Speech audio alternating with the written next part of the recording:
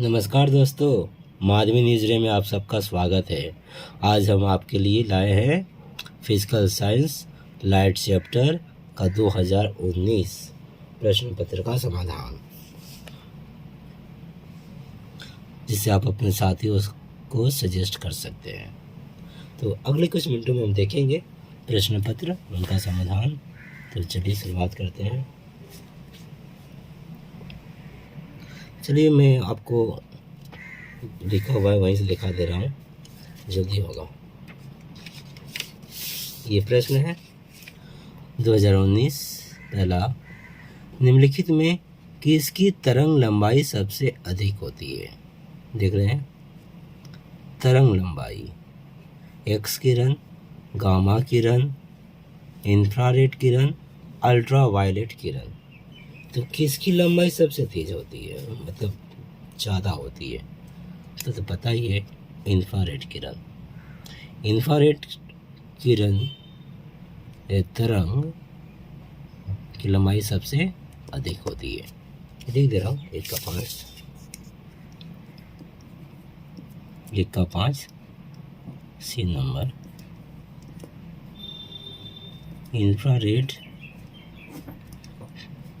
की तरंग लंबाई सबसे अधिक होती है। अगला देख रहे हैं 1 का 6, वर्तन के समय यदि आपतन कोण एवं वर्तन कोण क्रमशः 45 डिग्री और 30 डिग्री हो तो विचलन कोण का मान क्या होगा? अभी हमने बनाया था, मतलब 2018 में आपने समाधान देखा था। तो विचलन का मान क्या होता है? I - R, ठीक है। 45 में से 30 घटा देंगे तो 15 आंसर हो जाएगा, बी नंबर। तो 1 का 6 बी नंबर 15 डिग्री। अगला प्रश्न है 2 का 6, ये प्रकाश किरण एक अवतल दर्पण के वक्रता केंद्र से गुजरती है, ठीक है, गुजरती है। तो आपतन कोण का मान क्या होगा? अब प्रकाश किरण गुजरती है, एक प्रकाश किरण एक अवतल दर्पण के वक्रता केंद्र से गुजरती है, तो आपतन कोण क्या होगा? केंद्र से गुजरेगी तो कुछ होगा ही नहीं। तो 2 का 6 नंबर है, 0 होगा।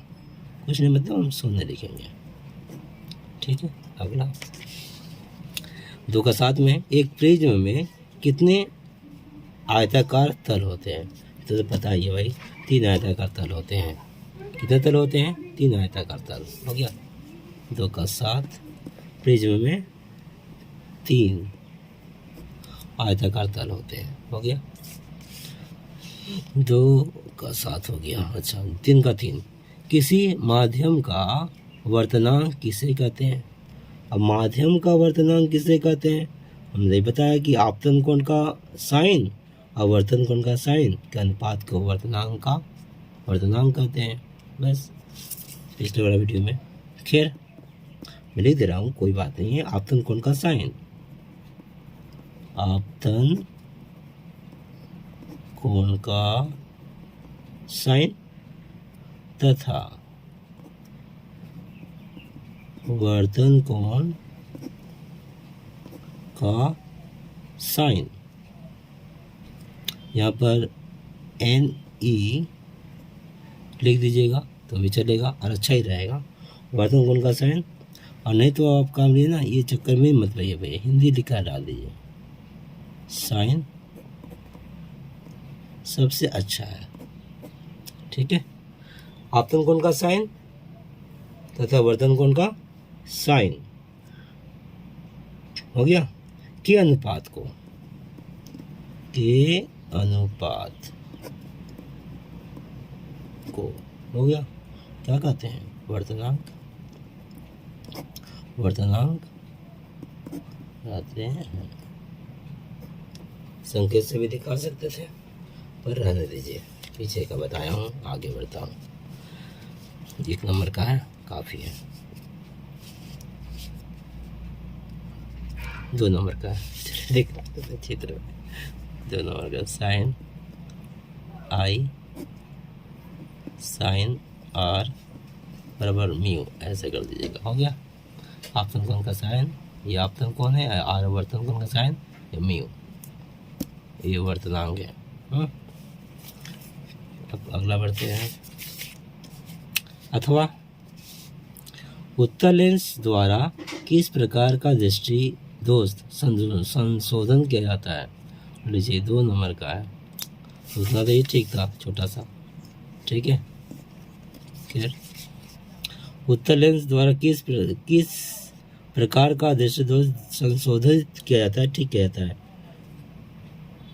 उत्तल लेंस द्वारा किस प्रकार का दृष्टि दोष संशोधित किया जाता है, तो कौन सा, दूर दृष्टि दोष। उत्तल लेंस के द्वारा किस प्रकार का लिखेंगे, दूर दृष्टि दोष, किस प्रकार का हटा के लिखेंगे, दूर दृष्टि दोष संशोधन किया जाता है, किस प्रकार का लिखेंगे, दूर दृष्टि दोष। मैं लिख दे रहा हूँ, अथवा सजा के लिख दीजिएगा भैया, 2 नंबर का है, दूर दृष्टि दोष हो गया। अगला 4 का 4, दांत के डॉक्टर किस प्रकार का दर्पण प्रयोग करते हैं। दांत के डॉक्टर अवतल दर्पण प्रयोग करते हैं, किसका, अवतल। कांच के गुटके, बाबा दांत का दर्द गजब का उखाड़ते हैं तो। 4, दांत के डॉक्टर किस प्रकार का प्रयोग करते हैं, एक क्वेश्चन तो हम लिखेंगे अवतल, ठीक है,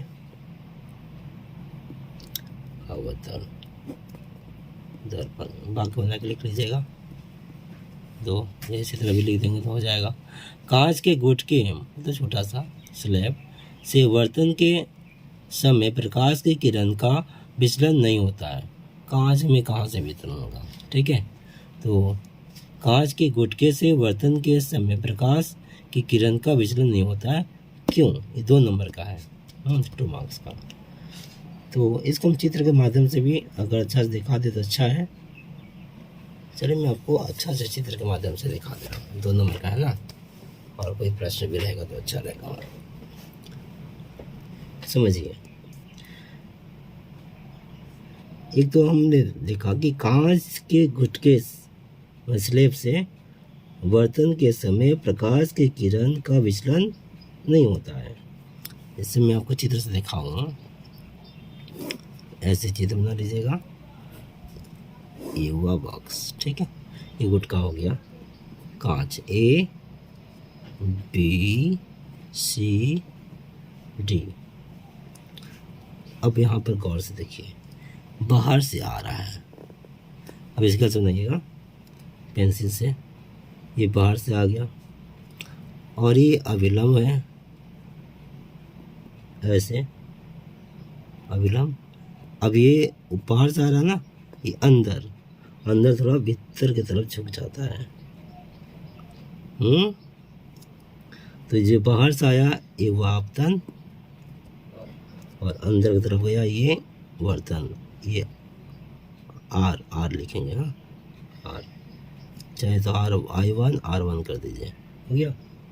इसके बाद फिर अविलंब बनाएंगे यहाँ पर, और ये फिर बार तरफ छटक जाएगा, बड़ा हो जाएगा, तो यहाँ पर लिखेंगे, यहाँ पर ये हो जाएगा आपका। अभी तो बाहर में R1 था, ये सॉरी I1 था, तो I2 हो जाएगा, और ये R यहाँ पर है R2 हो जाएगा। सब जगह रखिएगा, बस हो गया। अब इसे मैं लिख के बता दूं, देखिए कैसे लिख रहा हूँ। ये हुआ कांच का गुटका, ठीक है। तो कांच, गुटका मतलब टुकड़ा कांच का, कांच के गुटके से किरण का निर्गमन,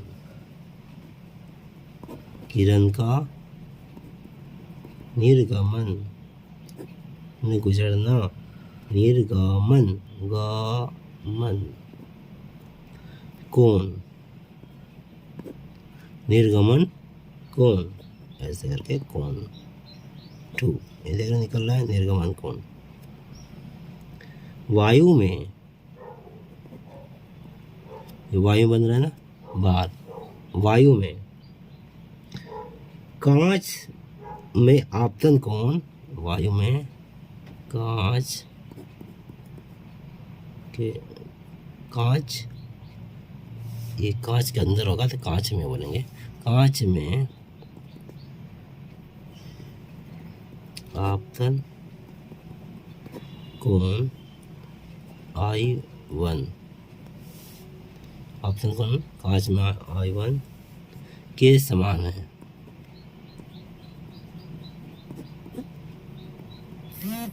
के समान है।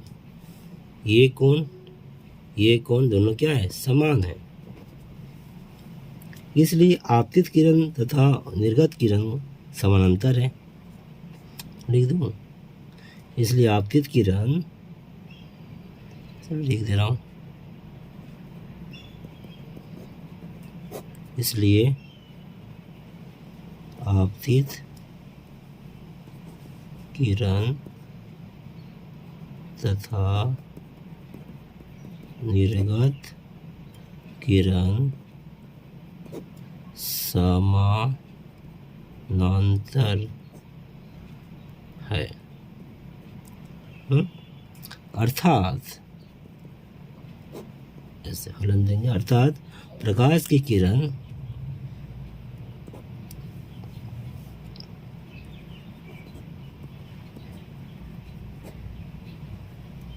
का विचलन नहीं होता है।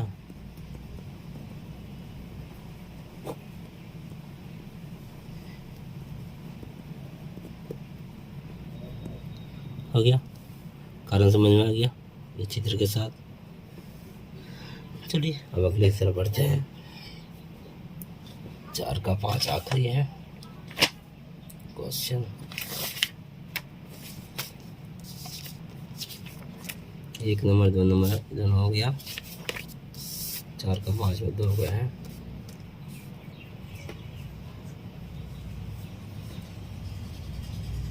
पहला, जब किसी वस्तु को, ध्यान से सुनिएगा, देखिएगा, जब किसी वस्तु को उत्तर लेंस से 20 सेंटीमीटर दूर रखा जा गया है, उत्तर लेंस से 20 सेंटीमीटर दूर रखा गया, लेंस के किसी तरफ प्रतिबिंब प्राप्त नहीं होता है, किसी भी तरफ प्रतिबिंब नहीं बनता है। लेंस का फोकस दूरी क्या है, फोकस दूरी पूछा गया है। फिर वायु के सापेक्ष कांच का वर्तनांक 1.5 है, तो कांच के सापेक्ष वायु का वर्तनांक क्या होगा?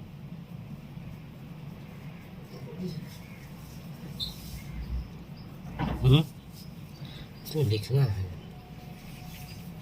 चित्र भी बनाना पड़ेगा। फिर से, जब किसी वस्तु को उत्तर लेंस से 20 सेंटीमीटर दूर रखा गया है, उत्तर लेंस से 20 सेंटीमीटर दूर रखा गया है, लेंस के किसी तरफ प्रतिबिंब नहीं बनता है।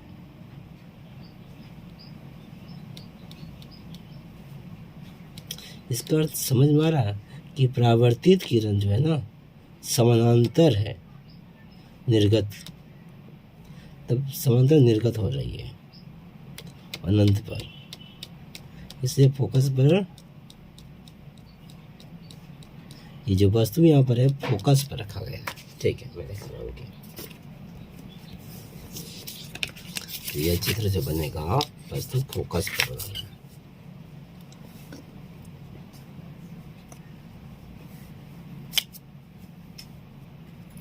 चार का 5, देखिए फिर चित्र बना दे रहा हूँ, उसके बाद फिर मैं इसके बारे में लिख दे रहा हूँ। ऐसे हो गया, ये यहाँ से आप इसको रख दीजिए और ये फोकस पर ये वस्तु बना दिए। इससे सीधा यहाँ पर क्या करना है ना, ये वाला पूरा, तो आप चाहें तो ऐसे पूरा मिला सकते हैं, मिला ये दीजिए, यहाँ से ये से गया, ऐसे ऐसे कर देंगे। और फिर यहाँ से होकर नीचे और यहाँ से नीचे सीधा समांतर चला जाएगा, बनेगा ही नहीं। हो गया। अब इसी को लिख दे रहा हूँ मैं, इसी को मैं लिख रहा हूँ। देखिए, वस्तु को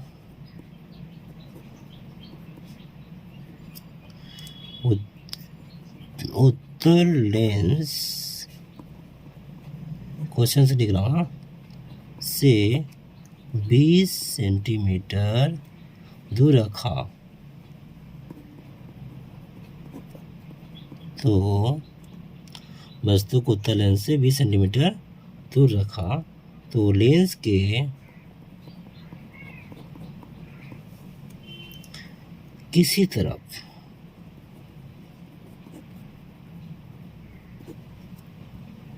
प्रतिबिंब प्राप्त नहीं, छाया प्रतिबिंब प्राप्त नहीं हुआ,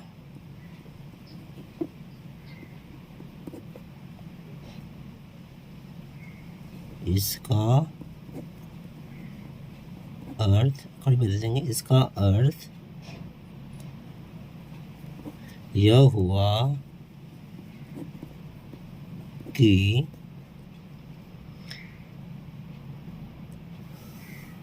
परावर्तित किरण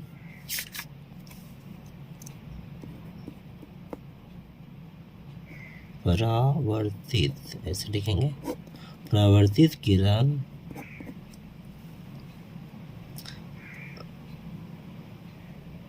समानांतर निर्गत होकर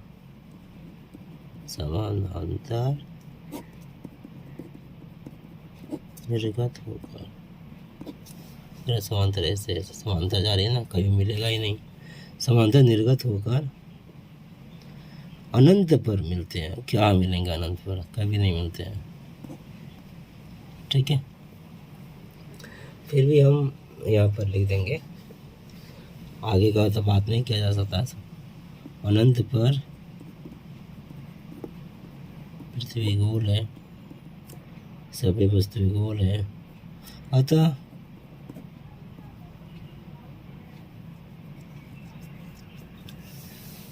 इसको अगर हम आगे बढ़ाएं इसे करके ऊपर में, अनंत, अतः क्या है, वस्तु फोकस पर है। वस्तु कहाँ पर है? फोकस।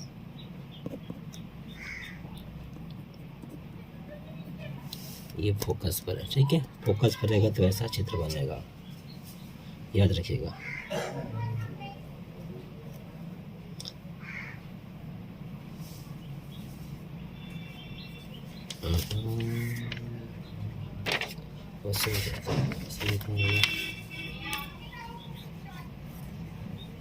लेंस की फोकस दूरी क्या है?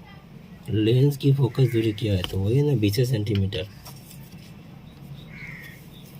इसलिए लेंस की फोकस दूरी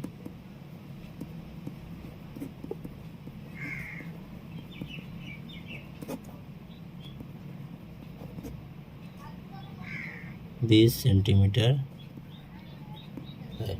हो गया। और एक सवाल उसी में था, वायु के सापेक्ष कांच का वर्तनांक 1.5 है, तो कांच के सापेक्ष वायु का वर्तनांक क्या होगा? देख रहे हैं, ऐसे बुला कर दिया, इसको मैं ऐसे उलट कर दे रहा हूँ, 2 गए हैं।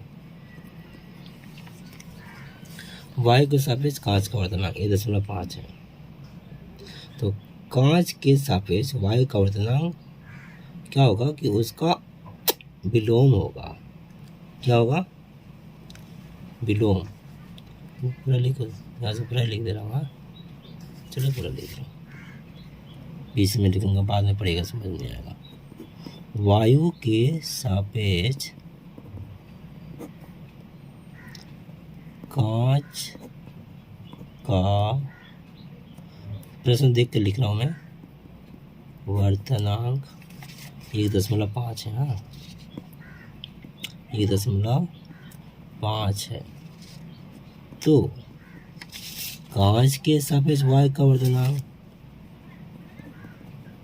5 के सापेक्ष वायु का वर्तमान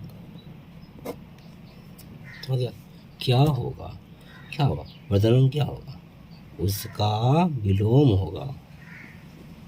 मैं टेस्ट दे रहा हूँ आप लोग के लिए, इसका आप लोग भी टेस्ट दीजिएगा, सपनों को ना हासिल करेंगे। विलोम होगा, विलोम अर्थात उल्टा। अब देखिए 1.5 का उल्टा क्या होगा? इसको अगर हम बोलें तो 3 का आधा, 1.5 मतलब डेढ़ मतलब क्या? 3 का आधा, 3 रुपया का आधा 1.5 रुपया, 3 का आधा उल्टा का 2/3, 3 का आधा मतलब 3/2, इसका मतलब 3/2 उल्टा 2/3 हो जाएगा, अर्थात 2/3। दशमलव में है तो इसको भी दशमलव बताइएगा, तो बताइए दशमलव 2 से भाग करिए 3 में, 0 नहीं जाएगा, फिर दशमलव उठाएंगे 0, 3 से 2 में भाग करेंगे नहीं जाएगा 0, तो दशमलव 0 उठाते 20 हो गया, 3 चौके 18, 2 बचा, फिर 3 चौके 18, ये 6 कंटिन्यू रहेगा। तब जब 6 बार रहता है तो क्या करते हैं हम, 2 घर लेना है तो यहाँ 5 से ज़्यादा रहने पर ना, 5 या 5 से ज़्यादा रहने पर 1 बढ़ा देते हैं। मान लीजिए ये पैसा है, जिसमें 6 पैसा, तो कितना पैसा हुआ? तो 67 पैसा। कितना होगा? 67 पैसा। ये 6 के लिए 5 से ज़्यादा है ना, 1 ज़्यादा ले लेंगे इधर, अब 5 से कम रहता है तो यही लिख देते हैं, होगा। बस ये आंसर है। ये डॉट कर देंगे, कहीं बहुत सारा निकलेगा, 6 शेष नहीं होगा। हो गया। आगे अथवा ये 1 नंबर का हो गया। हाँ, किसी वस्तु की लंबाई 5 सेंटीमीटर है। चलिए भाई, वस्तु की लंबाई 5 सेंटीमीटर है। उसको लेंस के सामने 2 सेंटीमीटर की दूरी पर रखने से, लेंस के सामने 2 सेंटीमीटर की दूरी पर रखने से, ठीक है, 2 सेंटीमीटर रख दिए, 10 सेंटीमीटर लंबा प्रतिबिंब प्राप्त होता है। 10 सेंटीमीटर लंबा प्रतिबिंब प्राप्त होता है। अच्छा, तो रेखीय आवर्धन और प्रतिबिंब की दूरी ज्ञात कीजिए।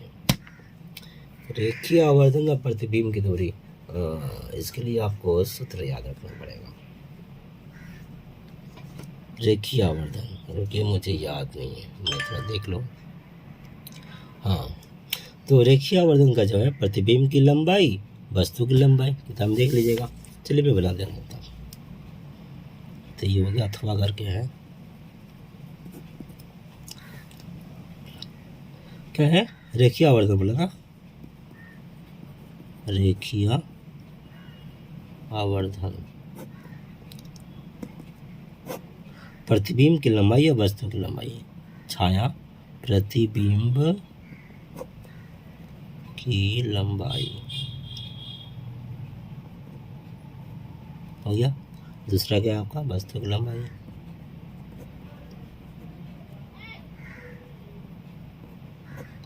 प्रतिबिंब की लंबाई, वस्तु की लंबाई, प्रतिबिंब की लंबाई, वस्तु की लंबाई। देखिए, उसके लेंस के सामने 2 सेंटीमीटर दूरी पर रखने पर 10 सेंटीमीटर लंबी प्रतिबिंब बनता है। प्रतिबिंब कितना बनता है? 10 सेंटीमीटर। और वस्तु की लंबाई 5 सेंटीमीटर। वस्तु की लंबाई 5 सेंटीमीटर, प्रतिबिंब की लंबाई 10 सेंटीमीटर। और पेंसिल से काट देंगे, मैं लाल पेन से काट के दिखा रहा हूँ। सेंटीमीटर कट जाएगा, 5 दूनी 10, तो आएगा 2। ये हो गया रेखीय आवर्धन। तो रेखीय आवर्धन तो निकल गया। प्रतिबिंब की दूरी ज्ञात कीजिए। रेखीय आवर्धन और प्रतिबिंब की दूरी ज्ञात कर दीजिए। अब प्रतिबिंब की दूरी ज्ञात करना है। चलिए, ये जो प्रतिबिंब की लंबाई है ना, यानी कि प्रतिबिंब की दूरी है, ठीक है, लंबाई मतलब दूरी, और वस्तु की लंबाई मतलब वस्तु की दूरी। अब दूरी करके लिख कर बना दे रहा हूँ। चलिए आगे, फिर से रेखीय आवर्धन, रेखीय आवर्धन। इस पाठ का सारा सवाल बनाते जाइएगा ना तो सारा हिचक टूट जाएगा। प्रतिबिंब की दूरी और वस्तु की दूरी। हो गया। बड़ा अच्छा चैप्टर है। लाइट हम लोग कभी देखे नहीं है, उसके बारे में पढ़ रहे हैं। अब हम लोग क्या करेंगे,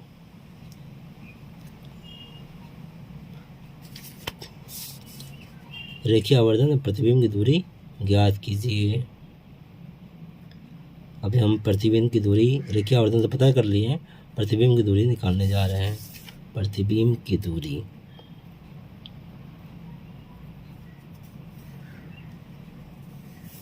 हमने कहा कि प्रतिबिंब की लंबाई तो दूरी हुआ, ये 10 हो जाना चाहिए आंसर, है ना। पर किसी वस्तु की लंबाई 5 सेंटीमीटर, उसके लेंस के सामने 2 सेंटीमीटर दूरी रखने पर 10 सेंटीमीटर लंबा प्रतिबिंब बनता है। रेखीय आवर्धन प्रतिबिंब की दूरी ज्ञात कीजिए। रेखीय आवर्धन प्रतिबिंब की दूरी ज्ञात कीजिए। सूत्र तो एक ही है, किताब में दिया हुआ, इसमें लंबाई या दूरी, लंबाई दूरी बोल दिया, लेकिन रेखीय आवर्धन में जब लंबाई लिख रहे हैं, वस्तु प्रतिबिंब की लंबाई, वस्तु की लंबाई, दूसरा बात हुआ। और यहाँ पर रेखीय आवर्धन में प्रतिबिंब की दूरी या वस्तु की दूरी बोल रहे हैं, तो ये अलग हुआ, दूरी है, ठीक है। लंबाई अलग हुआ, दूरी अलग हुआ, इस यहाँ के हिसाब से, ठीक है।